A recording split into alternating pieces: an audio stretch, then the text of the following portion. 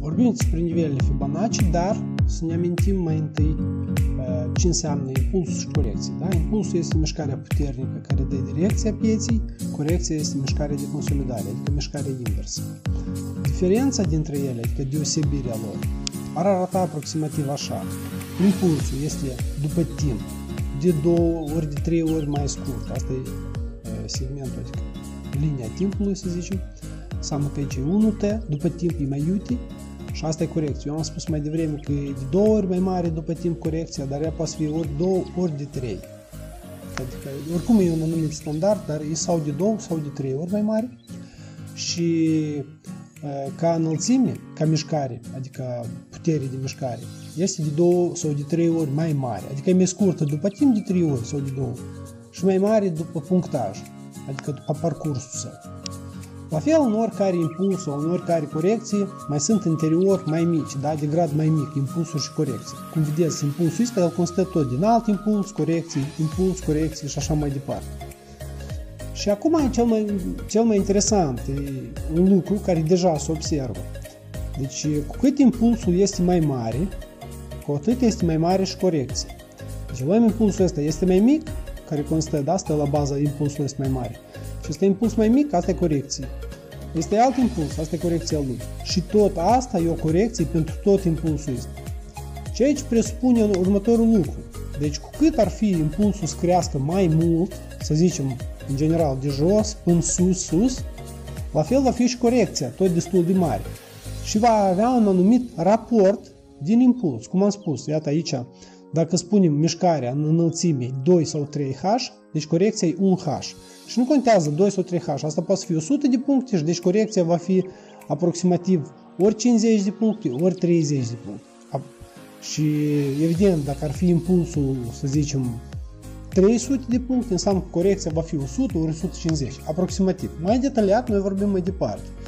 Deci, mișcarea asta, cum e desenată ea aici, vă arăt mai simplu. Mai simplu iar arăta în modul ăsta, adică trasăm o linie în sus, un segment, și un segment deja în dreapta, adică în jos. Concretizez încă un lucru, a doilea, este inclinația. Deci cât e de tare inclinat. Adică impulsul, da, se depistează ușor cu ochiul liber. Dacă aici sunt 90 de grade, da, înseamnă că impulsul este mai sus de 45 de grade de aici. Și corecția este mai puțin de 45 de grade inclinată, adică unghiul ăsta. Mai departe, ce ne trebuie noi să știm din asta? Dar trebuie să știm noi următorul lucru.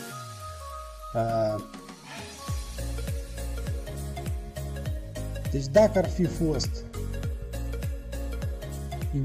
o să vă arăt mai detaliat, dacă am presupune că impulsul nu e de aici, dar e de mai jos, aproximativ de aici, de exemplu, a crescut, evident că și corecția va fi mai mare.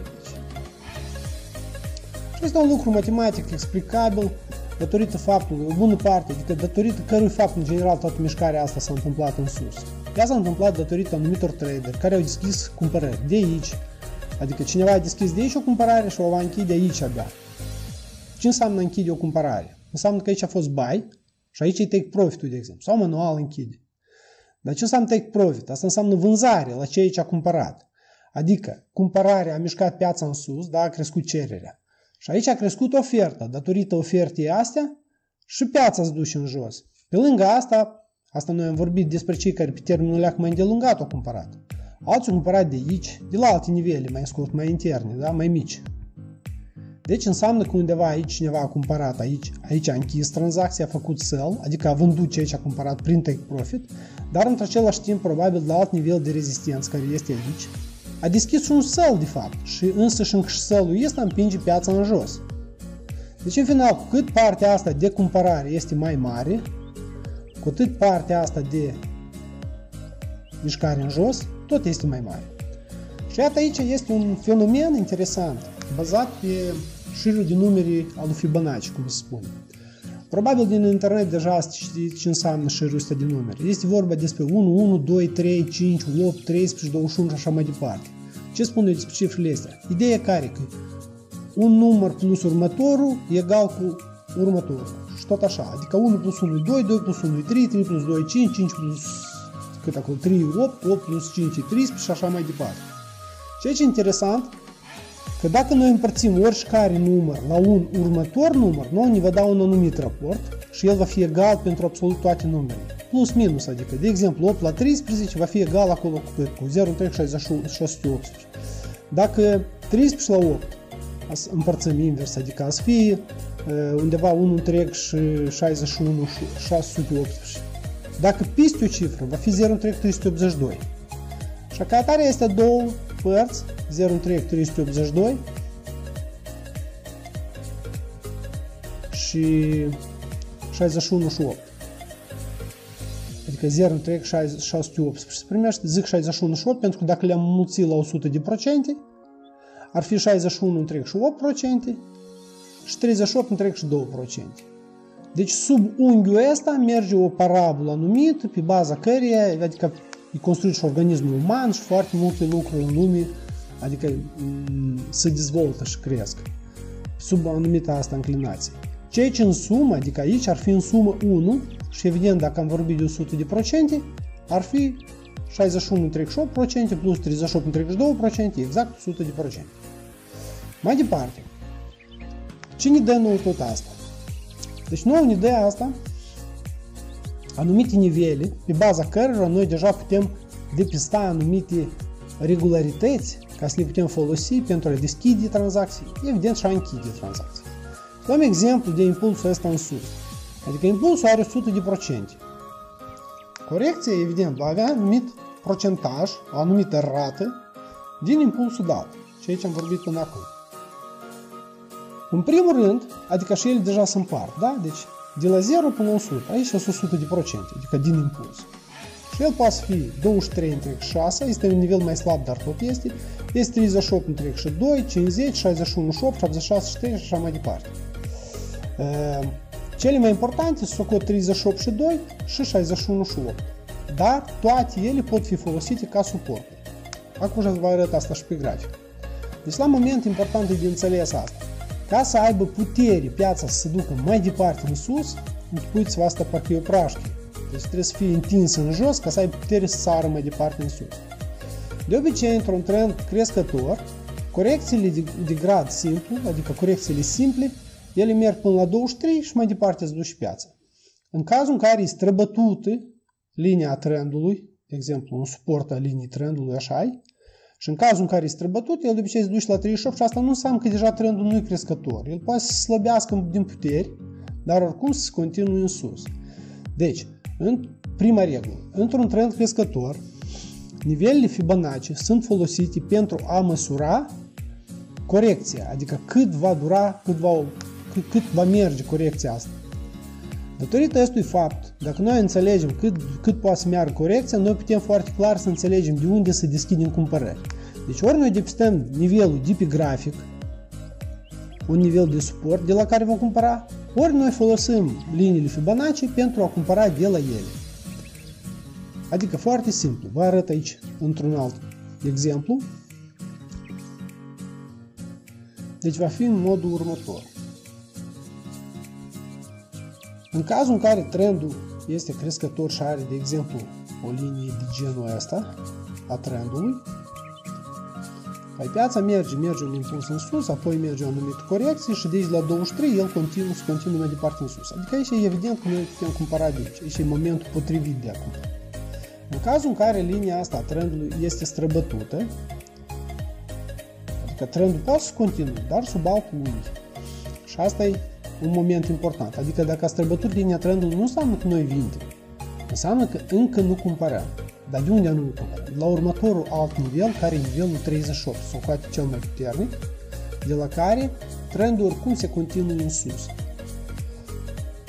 În cazul dat, sunt două reguli pentru a putea folosi nivelul Fibonacci. În primul rând, trebuie să avem un impuls terminat, fixat, da? Și o anumită corecție. Deci dacă e doar impuls, adică merge piața pur și simplu în sus, noi nu putem folosi nivelele astea. Sau dacă e un flat anumit și stă piața, noi tot nu putem folosi nivelele. Important e să avem și un impuls și o anumită corecție începută. Asta e primul moment. Și a doilea moment, e de dorit să fie străbătută linia asta a trendului, adică linia de suport. Pentru că în cazul în care nu e străbătută, evident că cumpărăm de la linia asta de suport a trendului. În cazul în care e străbătută linia de suport, urmăm un alt suport care e nivel doar. Și de aici cumpărăm, adică de la nivelul 38. Până unde cumpărăm? Sunt două variante. În primul rând noi cumpărăm până la 23, pentru că este primul nivel de rezistență, adică take profit 1 să zice. Ori cumpărăm de aici până la nivelul 0. Depinde cât e de inclinată corecția și cum merge. De ce e important și minim până la 23? Pentru că însăși corecția asta, dacă aș socoti-o ca un fel de impuls, dacă aș prelungesc nivelele astea așa, și să presupunem că ea ca corecția o reproduc aici, dar o pun mai abruptă, adică tot un fel de impuls. Că odată și odată trendul ăsta se schimbi, da? El poate să înceapă a merge în jos. Presupunem că asta acum se întâmplă.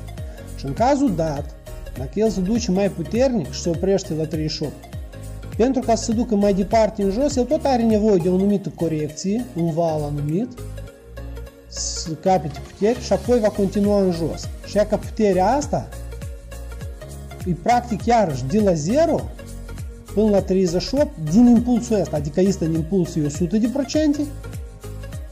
și corecția asta de aici până aici, dacă o măsurăm, aici, exact aici sunt 38% din impulsul ăsta în jos, adică din însăși corecție. Mai scurt, ca să nu ne încurcăm, mai simplu.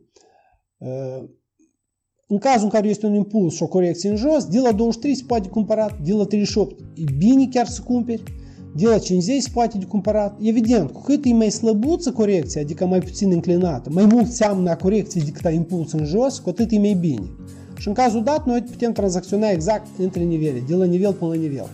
Și evident, invers și înapoi. Acum, încă un moment important e nivelul 61 și 8. De ce el e important? Pentru că atâta timp cât piața a ajuns doar până la 61 și 8, atâta timp noi îl numim ăsta ca trend crescător, adică potențial crescător. Deoarece până la 61 și 8, piața dacă se duce mai departe în sus, noi oricum putem spune că este un trend crescător. Fiecare fund e mai sus ca precedentul și e ok. Dar deja dacă o străbătu 61 și 8, practic 76 și 3 tot e mai sus ca 100, da? Adică că este de jos e 100, de unde s-a început impulsul. Dar deja aici noi nu mai putem vorbi despre un trend crescător. Aici deja piața poate să facă ori un flat larg, adică să meargă în jos, în sus, în jos, în sus, așa iană, ori să treacă, ori să întoarcă piața și așa mai departe. Deci socoate 61 și 8 dacă a fost străbătut, gata. Nu mai putem vorbi că este un impuls și asta e o corecție. Deci este impuls, dar înseamnă că și asta tot e un impuls deja. Adică mai mult de 61, mai mult de aproximativ 2/3 din impuls dacă a trecut piața invers, atunci noi nu mai putem numi asta doar o simplă corecție. Asta nu e deja o simplă corecție, este ori alt impuls, ori va trece într-un flat larg, cum am spus, ori în general va întoarce piața. Aici este a doilea moment. Și a treilea moment, care e important, e după timp. După câte observați, am format aici un pătrat. Un dreptunghi, pătrat, în fine. Și aproximativ e împărțit el cam după 2/3 de timp, da? Că am măsurat acolo timpul. Deci iată cât durează impulsul după timp. Și corecția trebuie să dureze nu mai mult de 2/3. Pentru că dacă durează mai mult de 2/3, ca cum a ieșit aici linia sură care am pus-o, da? După 38. Deja asta tot nu e o simplă corecție. Adică corecția care avea legătură nemijlocit cu impulsul dat a fost până aici. Dacă ea a ieșit mai departe, să presupunem că s-a pornit un flat așa iană și el îl duce mult. Gata, el nu are nimic legătură cu impulsul acela. Deci anume datorită acestui fapt, mă întorc iarăși înapoi și vă arăt cum e simplu, da? Deci impulsul în sus înseamnă că după timp, aproximativ 2/3, nu mai mult de 2/3, adică tot atâta, 61 și 8 ar fi după că sunt și linii de timp al Fibonacci. Deci aproximativ 2/3 după timp mai mult ca impulsul, să zicem, asta e 1T și aici sunt 2 sau 3T. Deci până aici. Dacă iese mai departe, gata, el nu are legătură cu impulsul dat. Dacă iese mai jos de 61 și 8, la fel, gata, noi nu mai are legătură. Deci asta nu e o simplă corecție. Tot ce în dreptunghiul ăsta poate fi folosit ca o corecție și evident nivelele astea al Fibonacci pot fi folosite ca suporturi pentru a deschide tranzacții. Deci, aproximativ ați observat cum e, acum vă arăt asta pe grafic. Deci, acum putem să luăm oricare impuls, practic, și oricare corecție. Deci, aici este un impuls, se vede cu ochiul liber, și asta e o numită corecție. Este un steag ca atare, dar noi acum nu vorbim de steagul. De unde luăm nivelul Fibonacci? Iată ele sus aici, direct le apăsăm, ori intrăm în insert, dacă, de exemplu, cineva nu sunt liniile astea aici, el le poate găsi aici în insert, în Objects, Fibonacci Retracement, ori mai jos în Fibonacci. Deci sunt mai multe variante, dar vorbim de cel mai simplu, în primul rând. Da? Deci Fibonacci Retracement. După câte ați înțeles, noi acum vorbim, mă întorc iarăși un pic înapoi. Fibonacci Retracement ne arată, ne măsurăm corecția, adică cât s-a corectat piața. Ce să are în vedere? Să are în vedere următorul lucru. Noi avem două tipuri de intrare. Merge un impuls și el are o anumită corecție. Și noi avem un tip de intrare de aici, buy, ori alt tip de intrare la străbatere. Deci când ies aici deasupra, să presupunem că impulsul s-a supărnit în sus și noi de aici cumpărăm. La moment, acum ce vorbim despre nivelul Fibonacci, nu ne arată a doilea tip de intrare, dar primul, ăsta de jos. Pentru a doilea tip de intrare, după ce a străbătut nivelul ăsta 0, că este nivelul 0, se primește, că uitați-vă aici. După ce străbate nivelul 0, evident că se continui deja trendul. Dar aici e alte nivele Fibonacci se folosesc și anume extensia Fibonacci. Noi astăzi vorbim despre nivelele Fibonacci și asta presupune intrarea de genul ăsta, primul. Cum arată chestia asta pe grafic? Noi putem măsura și foarte multe impulsuri, veți atrage atenția. Practic, ca atare, dacă să atrageți atenția, este un impuls și asta e corecția lui. Aici mai mic, e un impuls și asta e corecția lui. Aici e alt impuls și asta e corecția lui, alt impuls, tot așa. Dar practic, toată asta e o corecție pentru tot impulsul ăsta. Și acum măsurăm și veți vedea cum arată asta. Cum se apasă? Deci, simplu. Luăm de aici indicatorul, instrumentul dat, apăsăm un click și îl ducem de la începutul impulsului până la începutul corecției. Adică, în cazul dat, dacă vă arăt aici. Deci din punctul A este începutul impulsului. Așa se trasează. Și ăsta e punctul A. Până în punctul B. Punctul B e începutul corecției. Cum v-am spus, deci e important să avem impuls și o corecție. Și înseamnă că așa, iată impulsul, iată începutul corecției. Eu am dus așa mai tot, în principiu așa ar fi fost corect. Pur și simplu noi nu vedem liniile astea în partea dreaptă. De asta am dus-o mai în dreapta, dar bazându-mă pe coada asta. Și atrageți atenție, a mers impulsul și o corecție a stat, a străbătut nivelul 23, până la 38 nemijlocit parcă nu a ajuns, dar a ajuns aici cu coada. Și în principiu nu contează cu coada ori nu cu coada. Prețul a fost 38, a fost exact 38. Pot spun grafic puțin mai mic să vadă mai bine cum ar arătat asta. Ia uitați-vă. Deci asta în interior este impuls și corecție, impuls și tot așa. A fost străbătut aici linia trendului. Un trend este microtrend în interior. Și apoi piața s-a dus, a străbătut 23, s-a întărit pe 23 și a ajuns totuși până la 38. Deci de la 38 se putea de cumpărat. În primul rând până la 23, dar în general până la 0. Dacă străbate nivelul 0, deci este a doilea tip de intrare, adică după străbaterea nivelului de rezistență și după o corecție anumită, că se pornește impulsul mai departe. Și iată cum lucrează. Cel mai interesant că asta lucrează la oricare. Uitați-vă, noi ne uităm aici la chiar M15, dar nu contează. Și aici este alt, uitați-vă, aici este alt impuls și o mică corecție și apoi un impulsul mai mare și iată corecția lui. Și apoi impulsul ăsta mai mare și asta e corecția lui. Și eu pot să măsor chiar și încolo. Deci ia că pun de până aici. Dar să începe de aici. E că aici este o leacă de eroare. Nu e fix ideal, mai ales pe cât e graficul mai mic, cu atât mai neclar va fi. Graficul mai mare, mai bine, dar oricum aici până la 23, practic s-a dus înapoi. Aici până unde? Iarăși, până la 23, ia că fix până la 23, s-a dus înapoi. Adică, practic, aici sunt aceleași nivele de pe grafic. Câteodată, pur și simplu, poate să apară anumite dubii, că nivelul e mai sus cu 5 puncte ori mai jos. Și ca nivelele Fibonacci care vor coincide cu ele sunt mai puternici și mai buni. Poți lua mai mic, mai mare decât după scară. Înseamnă că dacă asta e o anumită corecție, dar asta e altă corecție pentru nivelul ăsta, pentru impulsul ăsta am vedere. Deci este ea totul e un impuls și asta toată e o corecție. Și exact până la 23. Cel mai interesant că piața se mișcă până acolo, dar noi nici nu știm încă, adică nu știm precis până unde va ajunge. Eu poate nivelul nici nu le-am trasat din istorie. Nicătând că aș putea să le trasăm și de acolo. Dar deja văd până unde, în primul rând, să se duc corecția asta. În primul rând până la 23. În cazul că străbate până la 38. Și așa mai departe. Și acum, asta tot e o corecție pentru tot impulsul este de jos. Și pot să-l trasez de la început, de aici. Până la început, corecție este. Și aici atrage atenția cum se mișcă piața. Deci a mers până la 23, dar 23 este mai mult, iată că impulsul este mai mare, mai larg, și 23, adică după punctaj, aici se primește la noi deja 40, da, de punct. Dacă aș fi 23 din impulsul ăsta, e evident că și impulsul e mai mic, după procentaj e și ălași, rata. Dacă punct e mai puțin. Și aici până la 23 și înapoi. L-a străbătut, aici să vedem că și cap și umeri, adică un umăr, un cap și un umăr.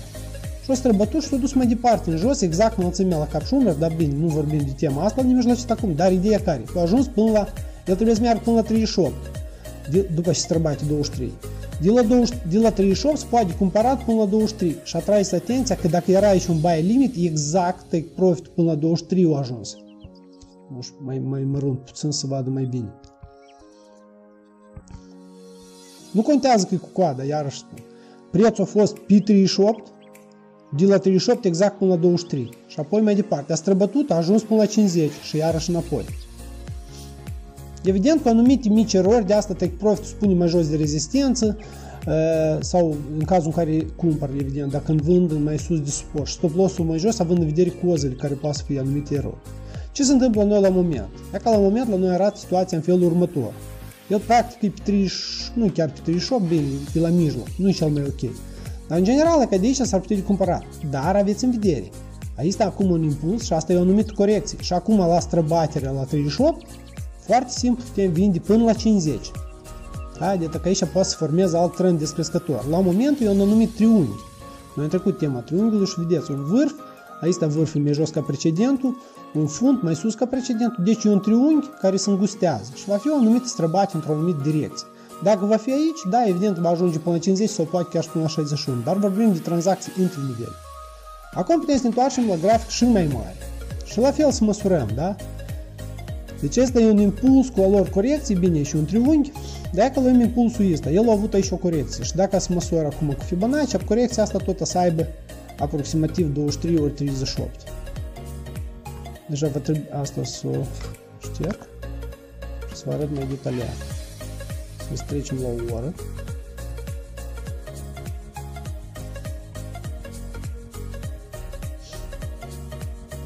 Ia ca impulsul și ia ca corecția lui. Da, cu mici, evident, s-a dat cu mici abate. Da, aici mai nu a ajuns chiar până la 38. Adică s-a avut un sell limit de aici, nici nu-l atingea. Mai departe, tot din impulsul măsurăm următoarele impulsuri ori corecții. Deci că asta e o corecție până la 23. Evident mai multe puncte, dar și impulsul deja mai mare. E să continui mai departe, da, e ca asta, e ca chiar linia asta putea să fie o linie de trend. Și la un anumit moment, iarăși o străbătut linia asta de trend și până unde a ajuns? Până la 23. Evident că asta de-a mai larg, mișcarea e mai mare pentru că și impulsul e mai mare. Și pot să o duc și mai departe. Până unde? Până unde se începe. Și iarăși, de la 0 până la 23 și înapoi, străbate până la 38, străbate până la 50 și pe urmă înapoi și tot așa. După câte vedeți, astea sunt aceleași practic nivele, pur și simplu spus automat, independență de fluctuația pe piață, adică independență de impuls și de corecție.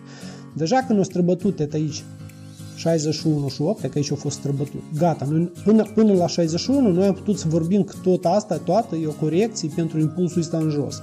După ce a străbătut 61 și 8, gata, asta deja nu mai este doar o corecție pentru impulsul ăsta în jos, asta este alt impuls. Și practic asta își vedem un flat larg.